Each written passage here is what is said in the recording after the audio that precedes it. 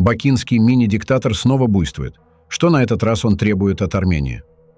Одним из факторов, вызывающих недоверие в отношениях между Азербайджаном и ЕС, стало продление мандата миссии европейских наблюдателей на границе без согласия или консультаций с Азербайджаном.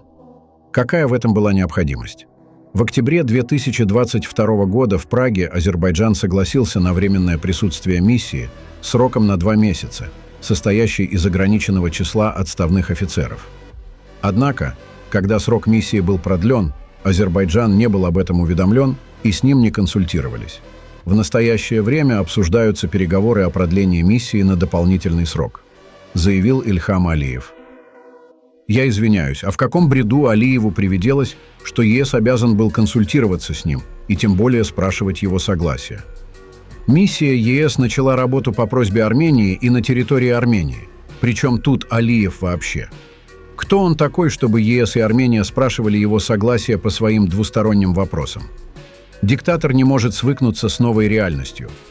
За 2 года после Праги ситуация в регионе радикально изменилась не в пользу Баку. Когда в Ереване окончательно убедились в предательстве Москвы во время агрессии Алиева в сентябре 2022 руководство страны приняло принципиальное решение о поиске новых партнеров в области безопасности. Отметим, что именно Франция в лице Макрона в Праге предложила Армении и заставила Алиева согласиться на присутствие европейских наблюдателей на границе Армении с Азербайджаном. Кто как хочет, пусть думает, но Макрон в разы хитрее и умнее Алиева, а также является глобальным тяжеловесом в геополитике и просто красавчик. Визит Нэнси Пелоси в Ереван 17-19 сентября того же года и последовавшее участие Пашиняна в первом саммите Европейского политического сообщества в Праге стали поворотным моментом во внешней политике Армении. Алиев устроил агрессию против Арцаха и Армении. Алиев пусть теперь расхлебывает. Армения не собирается спрашивать его разрешения, как ей себя защитить.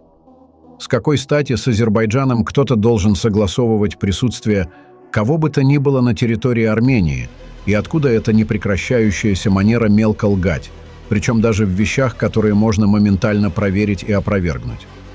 Размещение любого представительства на территории Армении – суверенное право Армении, как и размещение, например, турецких сил в Азербайджане – право Азербайджана.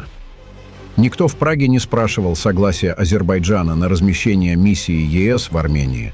Алиева спрашивали о готовности сотрудничать с миссией, и согласно официальному релизу по итогам встречи премьер-министра Пашиняна, президента Алиева, президента Макрона и президента Мишеля от 6 октября 2022 года в Праге, Армения выразила согласие поддержать гражданскую миссию ЕС вдоль границы с Азербайджаном. Азербайджан согласился сотрудничать с упомянутой миссией в той мере, в какой это будет его касаться. Азербайджан не стал сотрудничать с миссией. Чем же так сильно мешает миссия гражданских наблюдателей ЕС в Армении Алиеву?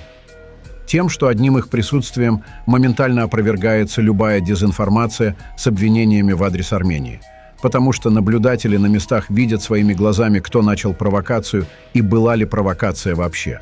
И даже несмотря на то, что мандат наблюдателей не предполагает публикацию этих опровержений, уверены, что они поступают в Брюссель, и именно это мешает алиевскому режиму.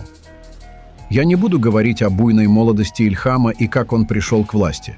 О том периоде скажу лишь одно. Из-за сына в 1998 году Гейдар Алиев издал указ, запрещающий деятельность всех казино в стране. Конечно, сегодня, когда Азербайджан оккупировал Арцах, Алиев на коне. Этой победой он закрыл рот и оппозиции, и народу.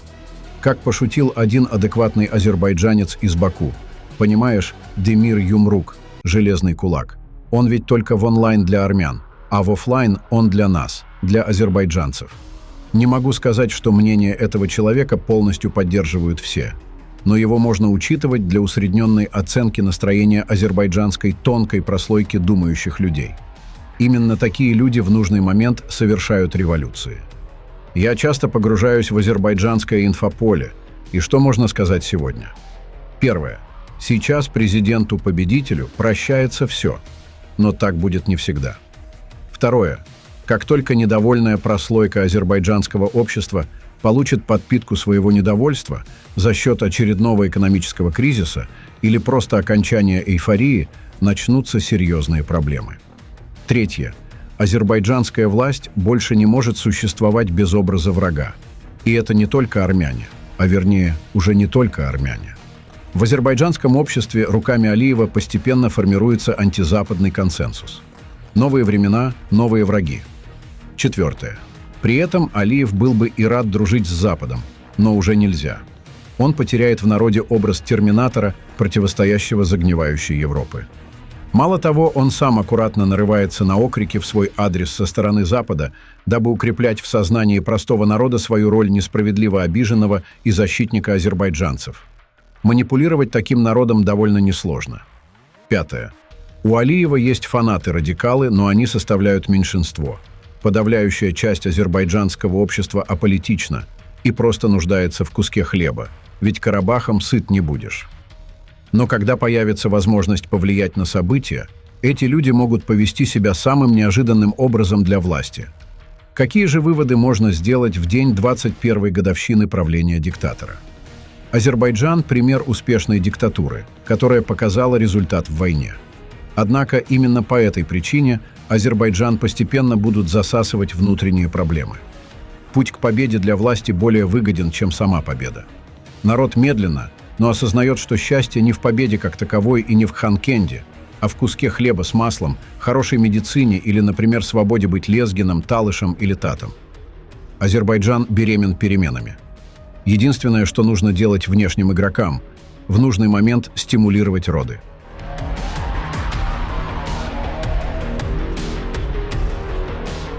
Для Армении, стоящей перед сложными геополитическими вызовами, применение науки и технологий – это не только экономический рост, но и национальная безопасность, жизнеспособность и устойчивое развитие. Об этом заявил спикер Национального собрания Армении Ален Симонян в своем выступлении на общих обсуждениях 149-й Ассамблеи Межпарламентского союза. Поскольку применение науки, технологий и инноваций также может быть использовано во вред людям и стать проблемой на пути к достижению наших целей, наш выбор состоит в том, чтобы использовать их для достижения максимального социального, экономического и экологического роста, одновременно устраняя недостатки и проблемы. Одним из ключевых приоритетов Армении является развитие возобновляемой энергетики.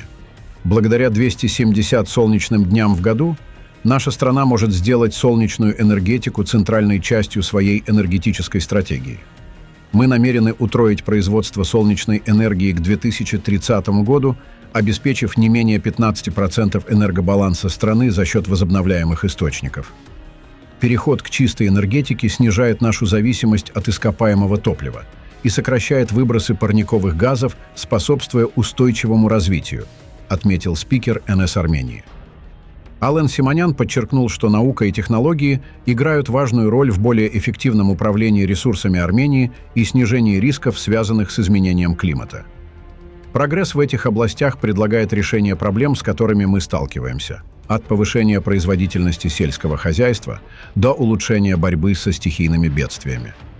Разумно применяя эти технологии, мы не только защищаем окружающую среду, но и обеспечиваем лучшее будущее для следующего поколения. Важно использовать надежные технологические решения. Армения, как и многие другие страны, ориентирована на сокращение выбросов углекислого газа, сохранение ресурсов и продвижение культуры экологической ответственности. Это коллективное усилие, и мы все должны внести свой вклад в обеспечение разумного использования технологических достижений для защиты нашей планеты. Наука и технологии также являются мощными инструментами построения мира. Научные инновации могут помочь нам удовлетворить потребности человека, от уменьшения конфликтов из-за природных ресурсов до защиты прав человека. Для достижения этой цели Армения стремится использовать технологии, сказал спикер НС Армении. Постскриптум. От себя добавлю, что чем больше мир будет использовать солнечную и в целом электрическую энергию, отказываясь от нефти и газа, тем это будет большим плюсом для Армении и минусом для Азербайджана. Ведь азербайджанская экономика почти полностью зависит от нефтегазового бизнеса. Задумайтесь. Оставляйте ваше мнение в комментариях и подписывайтесь на наш канал, чтобы быть в курсе самых важных новостей региона и мира.